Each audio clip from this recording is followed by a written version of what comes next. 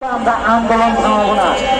আর আমরা এটা থেকে স্মারকলিপি পেশ করব, সেটা যদি 7 দিনের ভিতরে আমরা সমাধান না পাই, আপনারা যার যার নিজ এলাকার তহসিল অফিস তালা মারবেন। কেন আপনাদের জমির খাজনা নেয় না? আপনারা বুঝছেন? আপনাদের জমির খাজনা কেন তহসিলদার নেয় না? তহসিল অফিস তালা মারবেন, আমরাও মারবো। যে আইন আমাদের জমি থাকতেছে আমরা এটা মানব না। প্রয়োজনে রক্ত যখন আমরা দিতে শিখেছি, রক্ত দিতেই থাকবো। দেখি আমার সরকার কত রক্ত চায়। কৃষক যখন একবার হাল ছেড়ে ঢাকা এসেছে, কৃষককে আর দমানো সম্ভব না। জয় হোক কৃষকের, জয় হোক মেহনতি মানুষের, রাষ্ট্র সংস্কার কৃষক আন্দোলনের জয় হোক। ধন্যবাদ। কৃষকরা এবার জেগেছে, কৃষকরা অধিকার নিয়ে এই ঘরে ফিরবে ইনশাল্লাহ। এই পর্যায়ে বক্তব্য রাখবেন অধ্যকার সভা সাংবাদিক সভাপতি ও প্রধান অতিথি, আমার সামনে যারা উপস্থিত হলেন সবাইকে আসসালামু আলাইকুম। আজকে অনেকগুলো দাবি নিয়ে এখানে আমরা উপস্থিত হয়েছি। এখানে আমাদের অনেক গণ্যমান্য ব্যক্তি আছে, তবে আমি অনেক কথা বলবো না, তাদের কথা শুনবো। আজকে তারা যা বলে তাই শুনবো। সবাই বসুন এগুলো আমার বক্তব্য শেষ করছি। আসসালামু আলাইকুম। ধন্যবাদ। এ পর্যায়ে বক্তব্য রাখবেন নারায়ণগঞ্জ জেলার সাধারণ সম্পাদক রুহুল আমিন বাদল। বাদল ভাই, আপনার নামের মধ্যে একটা ঝড় আছে, আপনি 1 মিনিটের মধ্যে ঝড় তুলে শেষ করবেন। ধন্যবাদ। আসসালামু আলাইকুম। ভূমি আন্দোলনের আজকের এই সভার সম্মানিত সভাপতি, নারায়ণগঞ্জ ভূমি আন্দোলনের পক্ষ থেকে এবং আমি সাধারণ সম্পাদকের পক্ষ থেকে আপনাদেরকে শুভেচ্ছা এবং সালাম জানাচ্ছি। অনেকেই অনেক বক্তব্য দিয়েছেন, আমি শুধু একটা মাত্র বক্তব্য বলবো একটা বিষয়ের উপরে। সেটা হচ্ছে আমার পূর্ববর্তী বক্তব্য এই কথাটা বলেছিলেন বক্তব্য, তবুও আমি এই বক্তব্যটা আবারও বলবো যে আমাদের বাংলাদেশের জেলা শহর, উপজেলা শহর, গ্রামাঞ্চল প্রত্যেকটা জায়গায় ভূমিহীন এবং খাস জমি পড়ে আছে, খাস জমিগুলো পড়ে আছে।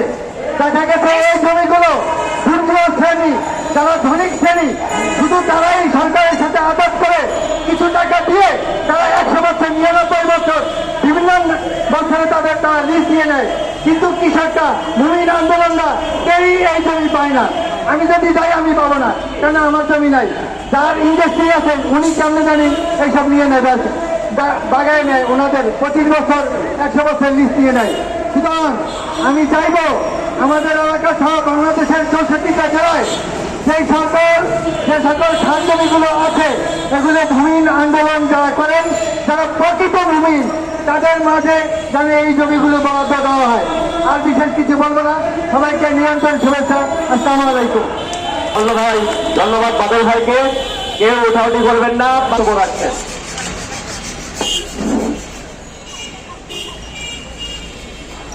আজকের এই প্রোগ্রামের সভাপতি সাহেব এবং ভূমিহীন আন্দোলন, রাষ্ট্র সংস্কার, কৃষক আন্দোলন, তাদেরকে আমি আন্তরিক শুভেচ্ছা জানাই আমাদের এই অনুষ্ঠানে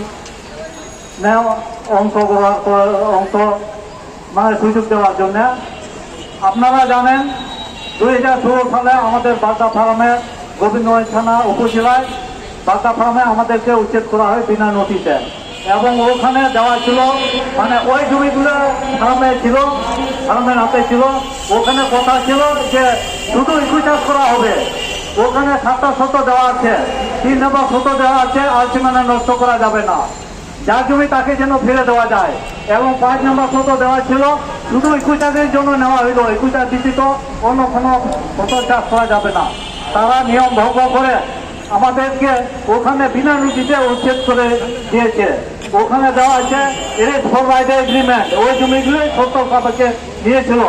আমরা সরকারের কাছে দাবি জানাই, বর্তমান তখন ইউনুস প্রধান উপদেষ্টা সাহেব, তাকে আমরা জোর গলায় আমরা তাকে অনুরোধ জানাই আমাদের জমি আমাদেরকে ফিরিয়ে দেন, এবং আমরা যেন আমাদের বাগদার জমি ভোগ দখল করতে পারি, এবং ওখানে মিথ্যা মামলা যেন আমাদের প্রত্যাহার করে দেন। এবং এখানে আমাদের 3টা আদিবাসী মারা জীবন দিয়েছেন, তাদের বিচার এখন পর্যন্ত আমরা পাই না। এখন আমরা 16 সাল থেকে বিভিন্ন জায়গায় আন্দোলন করেছি, বিভিন্ন টাউনে মানববন্ধন করেছি, এখন পর্যন্ত তার সুরাহা আমরা পাই নাই।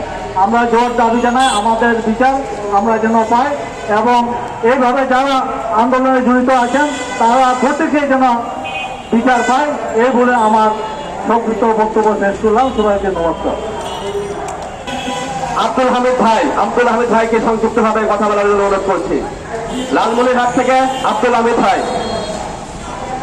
এবং মঞ্চে আসার জন্য অনুরোধ করছি রাষ্ট্র সংস্কার আন্দোলনের সংগ্রামী বারবার যারা নেতা অর্থ সম্পাদক দিদারুল ভূঁইয়া, আপনাকে মঞ্চে আসার জন্য বিশেষভাবে অনুরোধ করছি। দেখেন আমাদের নেতা কত মহৎ মাটিতে বসে গেছে আমাদের জন্য, তার জন্য জোরে হাততালি চাই। আজকের সমাবেশে উপস্থিত সভাপতি,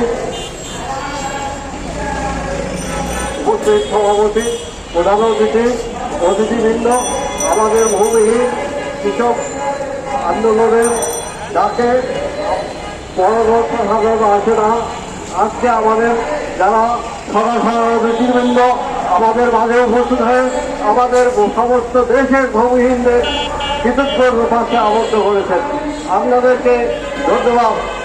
আজকে আমরা পাকিস্তানরা বলে 22 পরিবার ক্ষমতা দখল করেছিল, সেই 22 পরিবার ভূমিহীনদের কথা শোনে নাই, নিম্ন শ্রেণীর লোকদের কথা শোনে নাই। আজকে 53 বছর বাদ সংবিধানে আমাদের মৌলিক অধিকারের কথা বলা আছে, কিন্তু আজ পর্যন্ত এই 53 বছরে যারা ক্ষমতায় ছিল তারা আমাদের করার দাবি মেনে নেয় নাই। আর আমরা এই অবস্থা চলতে দেব না, সারা দেশে ভূমিহীনরা জেগেছে। আমি বক্তব্য সংক্ষিপ্ত করতেছি, আমাদের অতিথিবৃন্দ আছেন, অতিথিবৃন্দের বক্তব্য শুনব। তবে এই যে 53 বছরে